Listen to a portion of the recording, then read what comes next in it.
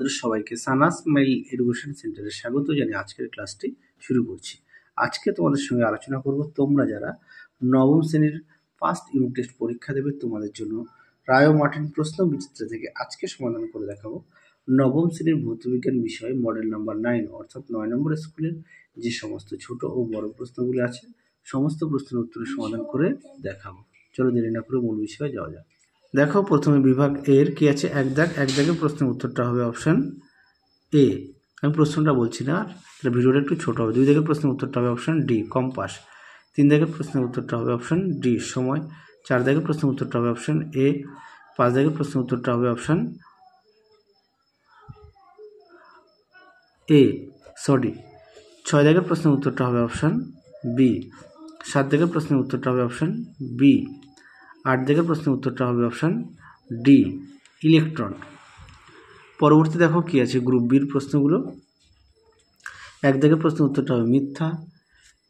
তারপরে কি আছে দেখো, অভিকর্ষহীন স্থানে সাধারণ তুলা দিয়ে মাপা যাবে কি?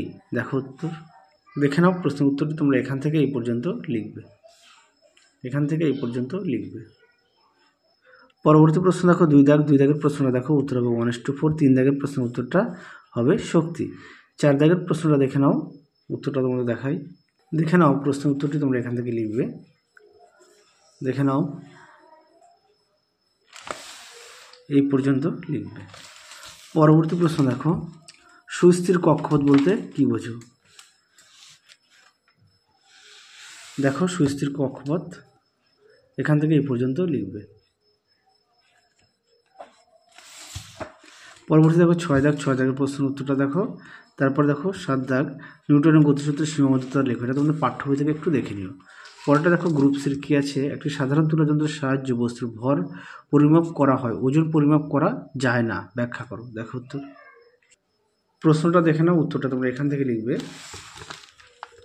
এই পর্যন্ত উত্তরটা লিখবে,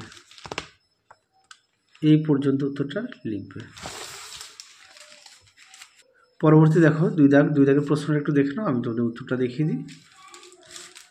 তবে গ্রুপ সি পর্যন্তই সমাধান করে দেখাবো। উত্তরটা তোমরা এখান থেকে লিখবে, দেখে নাও এই পর্যন্ত লিখবে। পরবর্তী প্রশ্ন দেখো 3 দাগের প্রশ্নটা দেখে নাও, তোমাদের উত্তরটা দেখাই। প্রতিটা প্রশ্নের পাশে তোমাদের পেজ নম্বর দেওয়া আছে, দেখে নাও উত্তরটি তোমরা এখান থেকে এই পর্যন্ত লিখবে, পরবর্তী প্রশ্ন দেখো 4 বৃষ্টি ভেজা রাস্তায় ছোট ছোট পা ফেলে হাঁটাচলা করতে হয় কেন? দেখো উত্তর, দেখে নাও প্রশ্নটি, উত্তরটা তোমরা এখান থেকে লিখবে, এই পর্যন্ত উত্তরটা লিখবে। পরবর্তী প্রশ্ন দেখো কি আছে,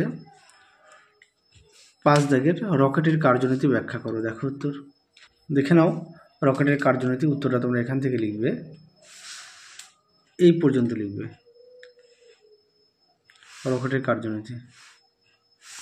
পরবর্তী প্রশ্ন দেখো 6 দাগের, মৌলের পারমাণবিক ভর ও একটি পরমাণুর ভর বলতে কি বোঝায়? উদাহরণ সহযোগে বোঝাও। আচ্ছা আগে দেখাই সংখ্যাটা, দেখে নাও পারমাণবিক ভর সংখ্যা কাকে বলে, এখান থেকে এই পর্যন্ত, আর পরমাণুর ভর এখান থেকে এই পর্যন্ত লিখবে, দেখে নাও সংখ্যাটা। পরবর্তী দেখো উদাহরণ দাও। দেখে নাও প্রশ্নটি, বেগ শূন্য অথচ ত্বরণ বর্তমান এমন একটি ঘটনা উদাহরণ দাও। উত্তরটা এখান থেকে এই পর্যন্ত লিখবে, পরবর্তী দেখো অথবা দিয়ে, মৌলের পারমাণবিক ভর ভগ্নাংশ হয় কেন, ব্যাখ্যা করো। দেখো উত্তর, দেখে নাও প্রশ্নের উত্তরটি তোমরা এখান থেকে এই পর্যন্ত লিখবে, উত্তরটা লিখবে। পরবর্তী দেখো 7 দাগের, উইলিয়াম ক্রুক্স এর ক্যাথোড রশ্মি উৎপাদন বর্ণনা করো। দেখো উত্তর, দেখে নাও প্রশ্নের উত্তরটি তোমরা এখান থেকে এই পর্যন্ত লিখবে। শেষ প্রশ্ন দেখো 8 দাগের প্রশ্নটা একটু দেখে নাও, তোমাদের উত্তরটা দেখায়, আর গ্রুপ ডির প্রশ্নের উত্তরগুলো তোমরা একটু দেখে নিও, নাহলে পরবর্তী সময় আমি তোমাদের সমাধান করে দেখাবো। দেখে নাও প্রশ্নের উত্তরটি তোমরা এখান থেকে এই পর্যন্ত লিখবে। তাহলে চলো আজকের মতো এখানেই সমাপ্ত করছি, আবার দেখা হবে খুব শীঘ্রই তোমাদের পরবর্তী ভিডিওতে। তোমরা সবাই সুস্থ থাকো, ভালো থেকো, আজকের মতো টাটা।